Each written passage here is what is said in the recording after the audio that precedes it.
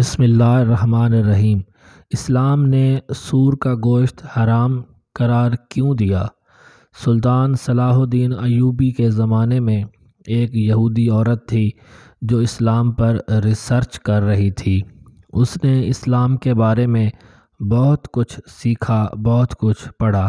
ایک سوال جس کا جواب اسے کسی سے نہ ملا وہ یہ تھا کہ آخر خنزیر کے گوشت میں ایسی کیا برائی ہے جس کی وجہ سے خنزیر کا گوشت کھانا اسلام میں حرام قرار دیا گیا ہے۔ صرف یہی ایک بات تھی جو اس کو اسلام قبول کرنے سے روک رہی تھی۔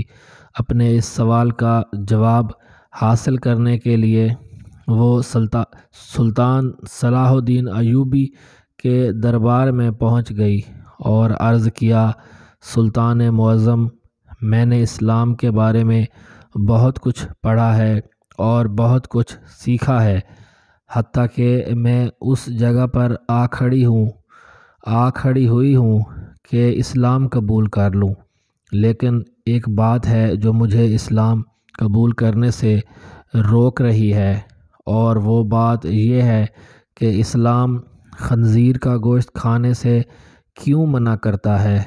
اسلام نے جس چیز کے بارے میں منع کیا ہے وہاں اس کی دلیل ملی ہے، لیکن خنزیر کا گوشت حرام ہونے کی کیا وجہ ہے، اس بارے میں مجھے ابھی تک کوئی مضبوط دلیل نہیں ملی۔ میں نے بائبل کو پڑھا تو بائبل میں بھی خنزیر کا گوشت کھانے سے منع نہیں کیا گیا، لیکن اسلام کیوں منع کرتا ہے؟ آخر اس گوشت میں ایسی کیا خرابی ہے کہ اسلام اس کو کھانے سے منع کرتا ہے؟ سلطان صلاح الدین ایوبی نے اپنے ایک مشیر کو حکم دیا کہ بائبل کی وہ کتاب میرے پاس لے آؤ جو اپنی اصلی حالت میں موجود ہے۔ جب بائبل کی کتاب پیش کی گئی تو سلطان نے وہ حوالہ تلاش کر کے اس یہودی عورت کو دکھایا جہاں لکھا ہوا تھا کہ خنزیر کا گوشت کھانا منع ہے۔ خاتون نے حیران ہو کر کہا، یہ کیا بات ہوئی؟ میرے پاس جو کتاب ہے اس میں تو لکھا ہوا ہے کہ خنزیر کا گوشت کھانا منع نہیں۔ یہ سن کر سلطان نے جواب دیا، مجھے ترس آتا ہے تمہارے ان لکھاریوں پر جنہوں نے اپنی عیاشیوں کے لیے اس پاک کتاب کو اپنے لفظوں سے تبدیل کر دیا ہے۔ تمہارے پاس جو بائبل ہے یہ اپنی اصلی حالت میں موجود نہیں۔ ابھی تو میں نے صرف اس کتاب سے ثابت کیا ہے کہ خنزیر کا گوشت کھانا منع ہے، اب میں اسے سائنسی لحاظ سے بھی ثابت کروں گا۔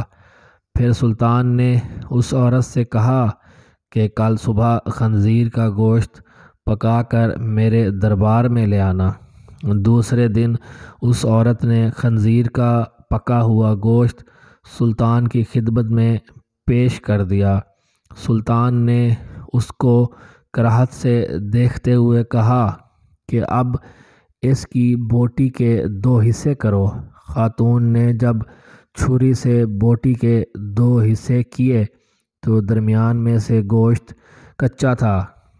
سلطان نے اس خاتون سے کہا کہ کیا تم نے اس گوشت کو اچھی طرح پکایا نہیں؟ تو وہ کہنے لگی، نہیں سلطان معظم، میں نے تو اس کو بہت اچھی طرح سے پکایا ہے۔ تو سلطان نے کہا کہ اب تمہاری سمجھ میں یہ بات آ گئی ہوگی کہ یہ حرام گوشت ہے، اسے جتنی بھی اچھی طرح پکایا جائے یہ درمیان میں کچا رہ جاتا ہے، اور جب یہ تمہارے پیٹ کے اندر جاتا ہے تو بہت سی بیماریوں کا سبب بنتا ہے۔ دوسری بات یہ کہ سور جس جگہ رہتا ہے یہ اپنے ارد گرد کی تمام گندگی حتیٰ کہ انسانوں کی گندگی کو بھی کھا جاتا ہے۔ اس کی خوراک بہت ہی غلیظ ہوتی ہے، اس حوالے سے وہ غلاظت اس کے گوشت میں بھی شامل ہوتی ہے جو بذات خود بیماریوں کا منبع ہے۔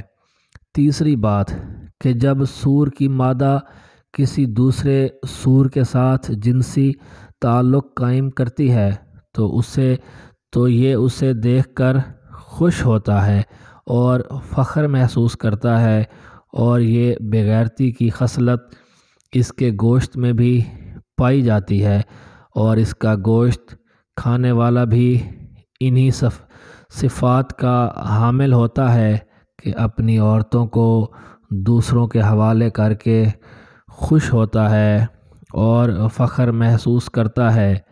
یہ واحد جانور ہے جس میں اتنی غلاظت اور بے شرمی بھری ہوئی ہے۔ جب آپ ایسے جانور کا گوشت کھائیں گے جس کی بنیاد غلاظت سے بھری ہوئی ہے تو وہ آپ کو کیا فائدہ دے گا؟ یہ بات سن کر وہ یہودی عورت سلطان صلاح الدین ایوبی رحمۃ اللہ علیہ کے سامنے جھک گئی اور کہا کہ سلطان معظم، اب آپ ہی مجھے کلمہ پڑھائیں۔ سلطان صلاح الدین ایوبی رحمۃ اللہ علیہ نے اس عورت کو کلمہ پڑھایا اور تمام دربار اللہ اکبر کے بلند نعروں سے گونج اٹھا۔ سبحان اللہ۔ اگر ویڈیو اچھی لگے تو لائک کر دیں اور چینل کو سبسکرائب کر لیں۔ شکریہ۔ اللہ حافظ۔